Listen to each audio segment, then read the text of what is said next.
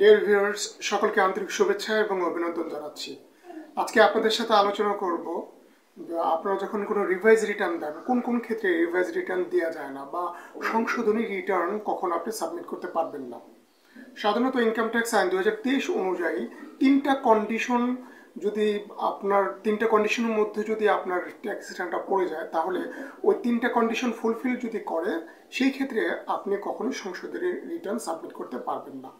আমরা জানি সংশোধনী রিটার্ন হলো প্রথমে আপনি কোনো একটা রিটার্ন সাবমিট করেছেন এবং সেই রিটার্নে কোনো একটা আপনি সমস্যা ফাইন্ড আউট করেছেন এবং সেই সমস্যা ফাইন্ড আউট করার পরে আপনি সেটা সংশোধন করে নতুন করে আবার আরেকটা রিটার্ন দ্বিতীয়বারের মতো সাবমিট করতে চাচ্ছেন, যেটাকে আমরা রিভাইজ রিটার্ন বা সংশোধনী রিটার্ন বলে থাকি, তাই না?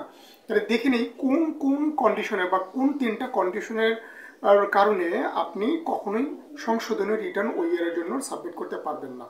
প্রথম কারণটা হলো আপনি যে অরিজিনাল রিটার্ন সাবমিট করেছেন ওই রিটার্নটা সাবমিট করার পরে যদি 6 মাস অতিবাহিত হয়ে যায়, তাহলে আপনি আর ওই অরিজিনাল রিটার্নের এগেনস্টে কোনো সংশোধনী রিটার্ন সাবমিট করতে পারবেন না। আপনি প্রথমে একটা রিটার্ন সাবমিট করলেন এবং সেটা সাবমিট করার 6 মাস বা 180 দিন অতিক্রান্ত হওয়ার পর আপনি দেখলেন যে আপনি কোনো একটা ভুল করেছেন ওই রিটার্নে বা আপনার রিটার্নে কোনো একটা প্রবলেম আছে এবং তখন আপনি চাইলেন যে আপনি এই রিটার্নটা সংশোধন করে জমা দেবেন, সেক্ষেত্রে আপনি এই সংশোধনী রিটার্নটা জমা দিতে পারবেন না।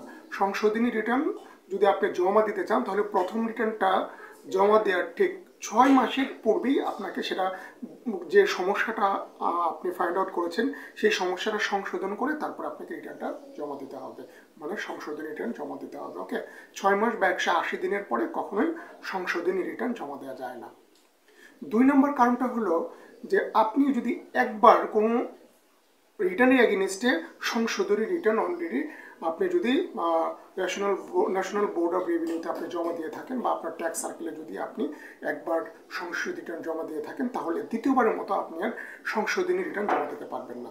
কোনো একটা রিটার্ন অরিজিনাল ধরেন জমা দিয়েছিলেন, তারপর আপনি কোনো ভুল ফাইন্ড আউট করে সেটাকে সংশোধন করে ধরেন আপনি সংশোধনী রিটার্ন একবার জমা দিয়েছেন, পরবর্তীতে আপনি ওই সংশোধনী রিটার্নের কোনো সংশোধন করে আর জমা দেওয়ার সুযোগ পাবেন না। তার মানে সংশোধনী রিটার্ন শুধুমাত্র একবারই জমা দেওয়া যায়। একবার যখন অরিজিনাল রিটার্ন সংশোধন করে আপনি সংশোধনী রিটার্ন জমা দেবেন, দ্বিতীয়বার আর আপনি সংশোধনী রিটার্ন জমা দেওয়ার কোনো সুযোগ পাবেন না। সংশোধনী রিটার্ন শুধুমাত্র একবারই জমা দেওয়া যায়। 3 নম্বর কারণটা হচ্ছে আপনি যে রিটার্নটা জমা দিয়েছেন সেটা যদি আপনার যে ট্যাক্স সার্কেল বা ন্যাশনাল বোর্ড অফ রেভিনিউ বা রাজস্ব বোর্ড যদি সেটাকে প্রবলেম ফাইল হিসেবে ফাইন্ড আউট করে এবং সেটা যদি তারা কোনো অডিটের জন্য কনসিডারেশনে রাখে বা অডিট ফাইল হিসেবে বিবেচিত করা হয়, অথবা আপনার রিটার্নটা যদি অলরেডি অডিটের চলমান অবস্থায় থাকে, তাহলে আপনি কিন্তু সংশোধনী রিটার্ন জমা দিতে পারবেন না।